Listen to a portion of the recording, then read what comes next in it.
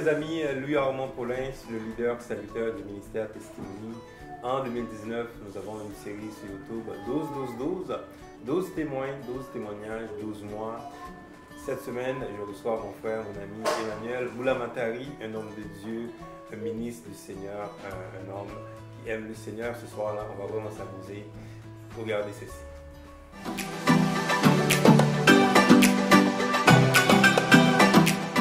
Alors les amis, merci encore de votre présence. Content ce soir de rencontrer mon frère Emmanuel. Comment ça va, man? Salut mon frère, je suis très content de te recevoir. Écoute, c'est un plaisir, ça fait longtemps qu'on voulait faire ça. Et c'est vraiment un privilège de te rencontrer ce soir pour qu'on parle de beaucoup de choses. Je sais qu'il y en a beaucoup à partager avec nous, de Testimony. Mon frère, parle-moi un peu de toi, de ton cheminement avec le Seigneur. Je sais que tu as beaucoup d'expérience, mais comment ça a commencé, la relation avec Jésus? Ah, écoute mon frère, je dois d'abord dire en prélude que je suis très touché que tu m'aies choisi. C'est quelque chose qui n'était pas prévu. C'est vrai qu'on partage souvent par rapport à nos cheminements respectifs. Mais le fait que tu m'aies choisi après Joël, mon épouse, ça m'a touché. Je me suis dit, écoute, c'est une opportunité que nous avons là de pouvoir témoigner de ce que le Seigneur a fait pour nous. Et c'est un privilège. C'est un privilège de le servir, c'est un privilège de parler de ce qu'il a fait. C'est juste ça. Et moi, je me remets toujours, quand je fais ce genre de témoignage aux gens, souvent, il y a deux façons de le voir. D'une part, tu dis, est-ce que tu es en train de te faire voir ou tu es en train de faire voir Jésus en toi? C'est deux choses. Et c'est souvent Jésus qui doit être mis en avant, parce que c'est lui qui a tout fait. Il faut dire que le Seigneur m'a cherché depuis très longtemps, très jeune. Tu as cherché, ok. C'est pas moi. C'est pas une démarche personnelle. Des gens pensent que tu as cherché le Seigneur et puis tu l'as trouvé. C'est vrai que tu peux chercher, mais c'est lui qui t'a déjà trouvé, qui t'avait déjà choisi, qui t'avait mis à part, qui t'a justifié. Amen. Et qui nous permet d'œuvrer dans les œuvres qu'il avait déjà prédestinées pour nous depuis longtemps. Donc depuis très jeune, adolescent, j'avais été en contact avec la Bible. Et j'avais été en contact aussi avec le psaume à travers ma mère. Ta mère, ok. Oui, le psaume, c'est là où j'ai découvert le psaume, la prière de David. Mais à un moment donné, je suis rentré dans le monde comme pas à peu près comme on dit. Je suis tellement rentré profond que j'étais perdu. Moi aussi, je te connais. Quand on dit là, perdu dans la nature. Et moi, j'aime bien dire que mon super héros dans la Bible, c'est l'enfant prodigue. Je suis un prototype de l'enfant prodigue. C'est lui qui a quitté le royaume, qui est parti dans la débauche, qui est parti dans des choses de ce monde et qui à un moment donné s'est réveillé, a trouvé une résolution pour revenir vers le Père. Amen. Et j'ai trouvé le Père qui m'attendait, j'ai trouvé le Père qui avait les bras ouverts pour moi. Et voilà. Wow. Donc si on parle d'âge, à quel âge à peu près que ça a commencé un peu ta relation avec le Seigneur et quand tu es revenu à lui? Il y a eu plusieurs phases. Adolescence, 13, 15 ans, première phase. Après, je suis parti dans autre chose. J'ai retrouvé encore une fois la voie vers 18 ans, 19 ans. Ça a encore interrompu jusqu'à ce que j'arrive à l'université. C'est là où, en fait, c'était quelque chose que je vivais une vie qui n'aurait pas le Seigneur. Amen. À partir de l'université jusqu'à mon travail. J'étais un garçon assez intelligent, qui avait un contact facile avec les gens, qui avait beaucoup de projets dans la vie, mais qui à un moment donné s'est rendu compte que je pouvais faire plusieurs choses, mais avec mes propres forces. Exact. C'est un peu mon expérience aussi. Voilà. Je portais tout avec mes propres forces, mes épaules, mon intelligence, ma sagesse. Mais le Seigneur m'a fait comprendre que tu ne peux pas tout porter. Donc c'est ce qui fait qu'à un moment donné, avant de quitter le pays, le Burundi, pour venir au Canada, je dois vous dire que je suis allé dans une église locale et une pasteur a pris la parole à la fin. Elle a dit, écoute, il y a une personne ici qui doit recevoir le Seigneur. Et cette personne, s'il ne reçoit pas le Seigneur, il n'aura jamais la paix. Wow. Là, tu sentais, toi? Je me suis senti accusé, la preuve. Je ne suis pas allé devant, mais j'en ai témoigné dehors. Avec les amis avec qui j'étais, j'ai dit, mais cette pasteur est méchante. Parce qu'elle dit que je n'aurai pas la paix. Donc je me suis senti vraiment touché. C'était toi directement. C'était moi, là. Donc j'ai endurci mon cœur. Deuxième chose, c'est ça qui est grave. C'est que le Seigneur vient et toque à la porte. Il veut entrer. et j'ai endurci. Oh, ça c'est un très bon point ça. Frapper à la porte, endurci. Beaucoup de personnes, hein, Dieu frappe à leur porte. Ils sont endurcis. Ça c'est vraiment important, mon frère, de parler de ça. Et donc, finalement tu es revenu à lui. Finalement, quand j'ai eu cette expérience, j'ai été convaincu que c'était le Seigneur qui me voulait à tout prix. C'était la période où je devais quitter le pays pour venir ici. Ça aussi, c'était un miracle parce que j'étais entre deux vies. Je menais une double vie. Une vie qui devait m'amener vers Joël, mon épouse, et une vie qui me menait envers une autre femme avec qui j'ai eu des enfants au pays. Et j'ai demandé au Seigneur, il y a une femme d'ailleurs qui m'a rencontré, que je ne connaissais pas, qui m'a appelé. Voilà comment le Seigneur agit. Il m'a dit, écoute Emmanuel, j'ai appris des choses, tu es partagé, tu vis des situations difficiles, mais laisse-moi une chance de prier avec toi, en plus de 24 heures. Accepte de faire un jeûne avec moi. Un jeûne. Tu ne la connaissais pas du tout là? Je ne la connaissais pas. Elle m'a appelé, j'ai dit, ok, j'ai tout essayé, ça n'a pas marché, je peux essayer ça. Parce que je devais décider si je reste dans ma relation ou je pars construire une autre relation.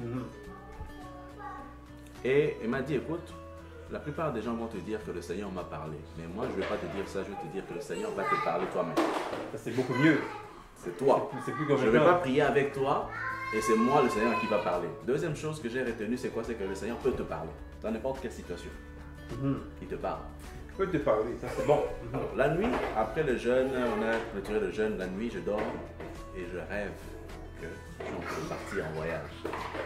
Et dans mon voyage, c'est là où je rencontre plusieurs obstacles dans la route, et puis à l'aéroport, on ne veut pas me faire passer, les papiers ne sont pas.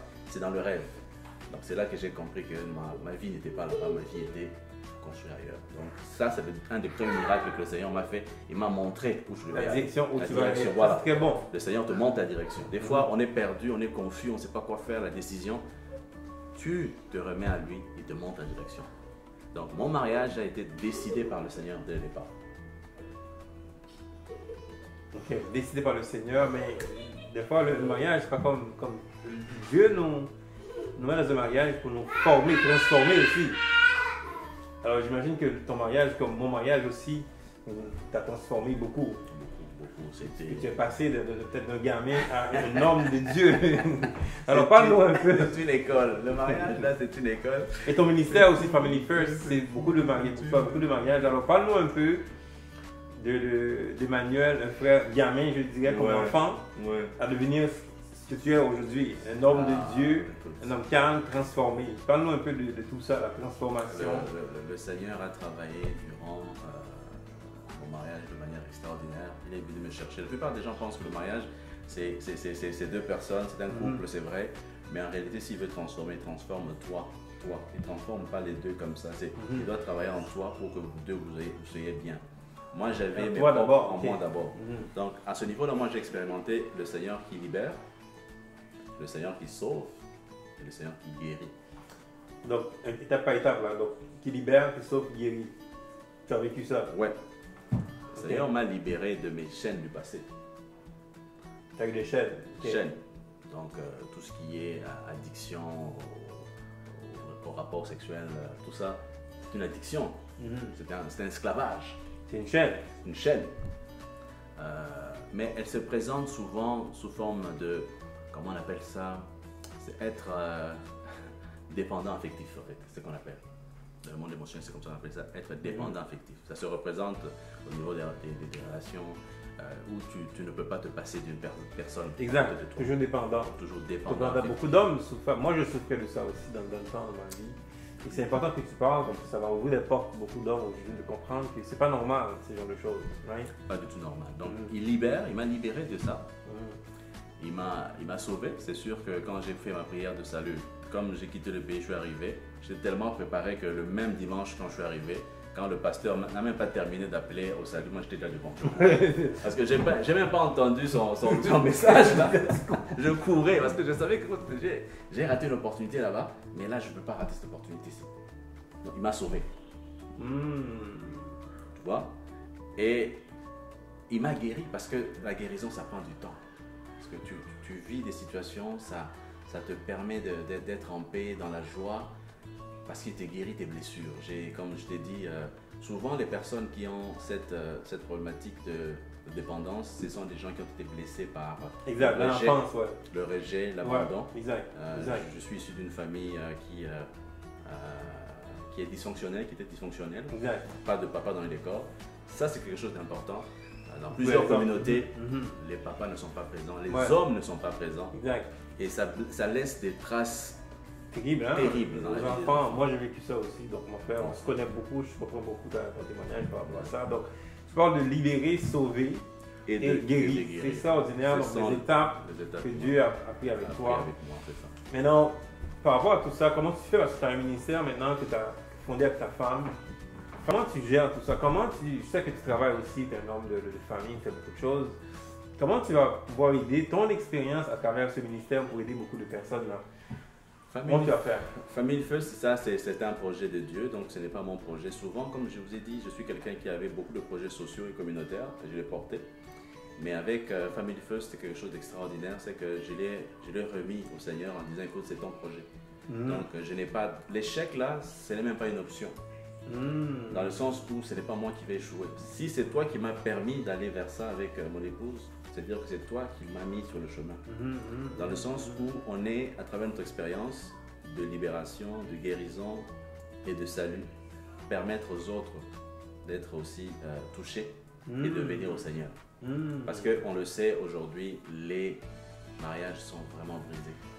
Vraiment brisé dans c'est une vraie épidémie, je ne sais pas si c'est une épidémie, parce qu'à chaque fois où je vais dans des rencontres, même dans des fêtes ou dans les salons, on parle de tel a divorcé, tel est séparé, oui, ça on le voit beaucoup. C'est rendu comme normal et c'est là où le Seigneur m'a parlé sur le fait que le mariage, là, ce n'est pas un contrat. Les gens parlent de contrat souvent, mais il m'a été révélé que le mariage, ce n'est pas un contrat, c'est une alliance. L'alliance. Le Seigneur parle, nous permet d'avoir une alliance avec notre femme. C'est-à-dire que dans les moments difficiles ou dans les bons moments, on doit être là. On doit s'entraider mutuellement. On doit pouvoir se soutenir dans la prière.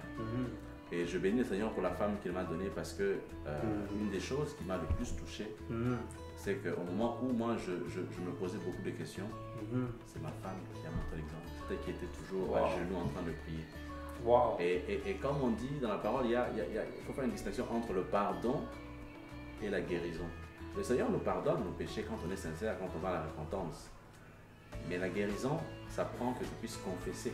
Il y a une parole de Jacques qui dit confesser les uns aux autres et prier pour les uns et aux autres afin que vous soyez guéris. Parce que la prière du juste est d'une grande efficacité. Amen. À ce niveau-là, c'est mon épouse qui a joué un rôle important. Je sais qu'il y a d'autres frères aussi qui ont prié pour moi et je les remercie depuis que j'ai évolué. Et donc, voilà.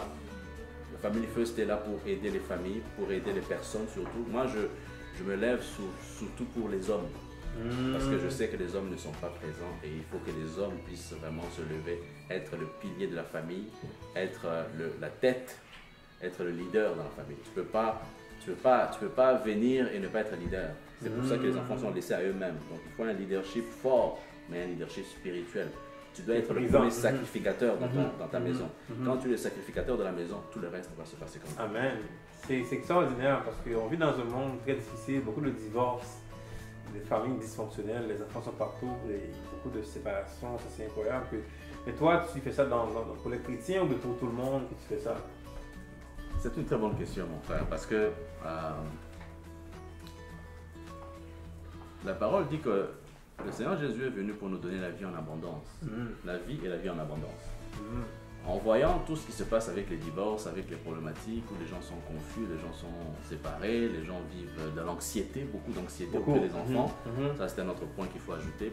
On le voit, les fruits du mal sont là. L'anxiété, la détresse, les divorces, la peur, tout ça sont présents. Tout le cocktail est présent. Mais le Seigneur dit qu'il est venu pour donner la vie et la vie en abondance. Alors moi, je me dis, Family First, c'est premièrement pour les gens qui sont chrétiens. Parce qu'ils doivent vivre une vie en abondance. Ils doivent reconnecter avec le Seigneur. C'est sûr que quand on sera la lumière, comme on le dit la parole, les autres qui ne sont pas chrétiens, sauvés, vont voir cette lumière et vont être attirés pour venir vers ça. C'est extraordinaire. C'est inspiré par le Saint-Esprit, ce que tu as dit. C'est effectivement, tu vas vers les chrétiens, la lumière en eux va attirer les autres. Parfait. C'est comme Jésus est venu. Hein. Il est venu pour les Juifs. Ils l'ont rejeté, il a été vers tout le monde. Et cette lumière, moi je le reçois, toi tu es là-dedans aussi. C'est extraordinaire ce que tu racontes. Parle-moi tes projets un peu pour ce ministère. C'est quoi tu as fait en 2020? As-tu des choses que tu vas faire, des soirées, des rencontres? Comment tu organises tout ça? Le Seigneur nous a fait grâce de faire un lancement en octobre. J'étais là avec beaucoup d'autres frères que je remercie et sœurs. Et je dois dire que le Seigneur, c'est un Seigneur aussi de connexion. C'est un Seigneur de connexion. Il nous a permis de connecter avec toi, avec d'autres sœurs et frères. Et pour l'année prochaine, nous avons prévu une rencontre qui va nous permettre de pouvoir parler de tout ce qui est amour. L'amour vertical envers Dieu, l'amour aussi horizontal envers les autres. Parce que, comme tout le monde le sait, j'imagine que vous le savez, le plus grand commandement, c'est l'amour. C'est l'amour. C'est aimez-vous les uns les autres et puis aimer le Seigneur, Dieu, de toute votre force et de toute votre âme. Donc c'est ça, donc on va parler de l'amour, c'est le central. Il y a la foi, il y a tout ce qu'on veut, l'espérance, mais le plus grand de toutes ces choses, c'est l'amour. C'est l'amour. On va parler de l'amour en février. Amen. Et puis après, on va pouvoir aussi travailler ensemble pour voir comment est-ce qu'on peut impacter la ville de Montréal et les environs par la grâce de Dieu, avec tous les outils que le Seigneur va nous mettre entre les mains. Amen, gloire à Dieu. Alors maintenant, c'est quoi les conseils que tu veux donner d'abord à un chrétien et deuxièmement aussi à un païen, quelqu'un qui ne connaît pas Jésus? C'est quoi le conseil que tu donnes aujourd'hui à quelqu'un là? Un chrétien d'abord et ensuite un païen. Un chrétien, moi je dirais, écoute, regarde ton cœur. Qu'est-ce que ton cœur te dit? Est-ce qu'aujourd'hui tu es connecté avec le Seigneur?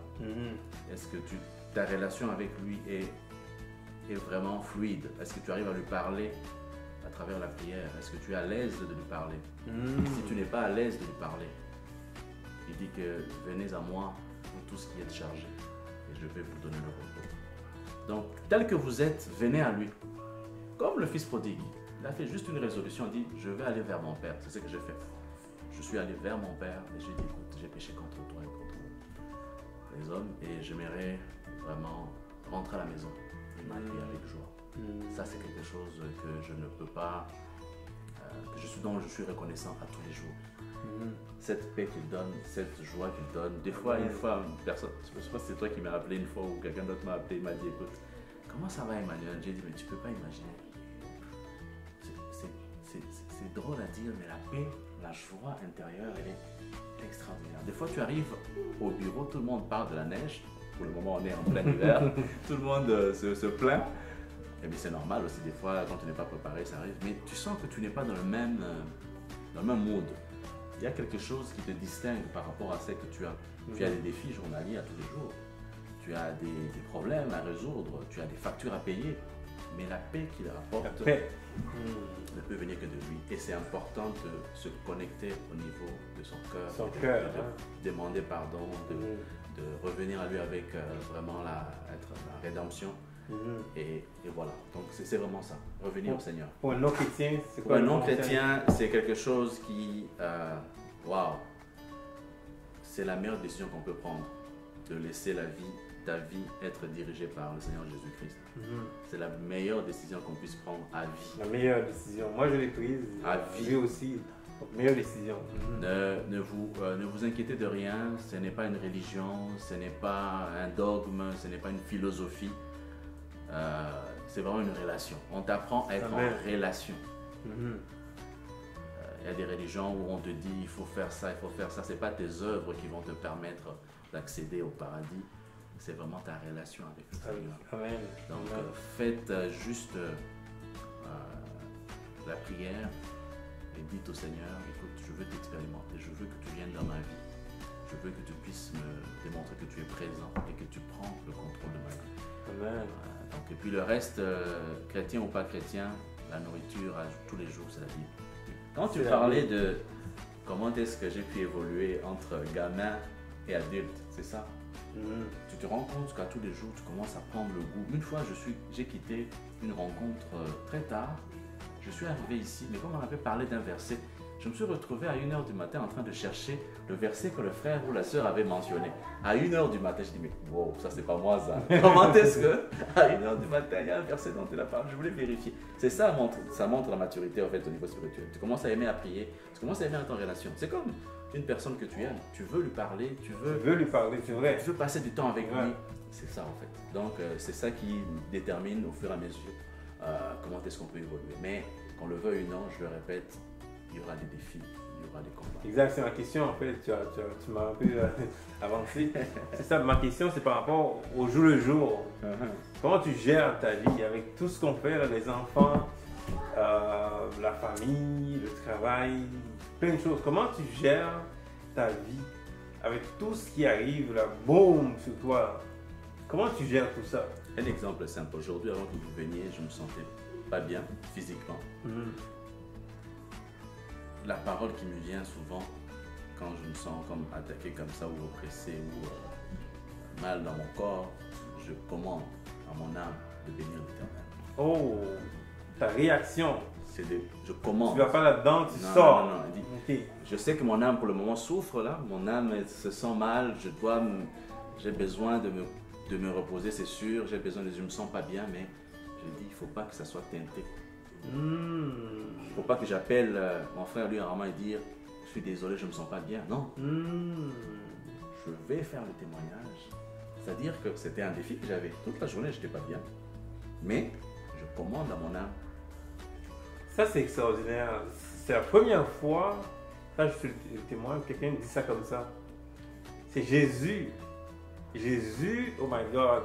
Témoignage de Jésus au jardin de Gethsémani. Mon âme est triste. Mais il a obéi au Père. C'est exactement la situation de mon frère. Situation, il voulait, ça c'était pas bien pour lui. Mon âme bénit l'Éternel. C'est ça. C'est ça qu'on doit faire. Et c'est ça qu'on doit faire. Les émotions là, on arrête les émotions. Des côtés. Mon âme est triste, je sers le Seigneur. Voilà. Oh my God. Et ça commence à chaque matin. C'est-à-dire que la première partie de ta journée doit être consacrée à Dieu. J'ai appris à me réveiller très tôt avant tout le monde, avec mon épouse. C'est mon épouse qui me l'a appris, encore une fois, je n'ai pas honte de le dire. Ça te prend des gens autour de toi qui t'apprennent. Absolument, ma femme aussi. Elle m'a appris ça, à se réveiller très tôt le matin, et puis d'aller à genoux et de prier, de remercier le Seigneur, et de donner toute la journée. Ça ne veut pas dire que quand tu pries, ce n'est pas une formule magique, que la journée peut bien aller. Mais tout ce qui va se passer sous son contrôle, c'est ça le plus important. Tout ce qui va se passer au cours de la journée va être sous son contrôle. That's it. Que dire, hein? Il n'y a pas de... Il n'y a pas de mots à dire. J'aime beaucoup mon frère, c'est un homme calme, un homme béni de Dieu. Amen. J'ai tellement appris beaucoup de lui et je sais qu'on va faire beaucoup de choses ensemble. Ouais. Moi, je sais qu'on va bâtir des choses ensemble et je te remercie beaucoup, mon frère. Un dernier mot pour les gens. Merci infiniment à Testimony. Je sais que le Seigneur vous a vraiment béni à travers ce ministère et je me dis que c'est vraiment une bénédiction de vous avoir. D'avoir rencontré et de pouvoir cheminer comme on le fait, c'est vraiment l'œuvre de Dieu. Je prie afin que ce ministère puisse impacter encore plus, que le Seigneur permette à ce qu'il puisse élargir votre tente, que vous puissiez aller vraiment large, que vous puissiez avoir un impact, pas pour vous, mais pour sa gloire. Amen. Pour sa gloire. Dieu prend, merci Seigneur. Pour sa gloire. Je remercie ta fille pour le travail qu'il fait formidable, pour ton épouse et puis tes enfants. Je sais que tout le monde est impliqué. Et votre famille, quand je vois votre famille, ça me rappelle la parole de Josué qui dit « Moi et ma maison, nous servirons l'Éternel ». C'est quelque chose qui me cherche beaucoup. Quand je vois ça là, moi et ma maison, c'est l'image que je vois. Merci avec votre famille et je bénis l'Éternel pour ça. Soyez bénis, soyez forts et puis à la prochaine. Merci les amis, soyez bénis, que Dieu vous bénisse.